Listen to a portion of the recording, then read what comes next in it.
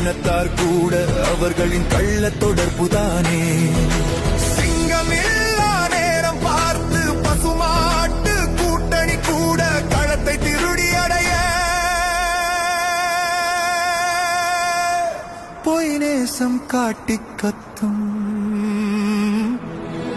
உறவுகள் இழப்பினில் கூட கீழ்த்தர அரசியல் செய்து அதிகாரம் அடைய விரும்பும் ஈனப் பிறவிகள் எங்கும்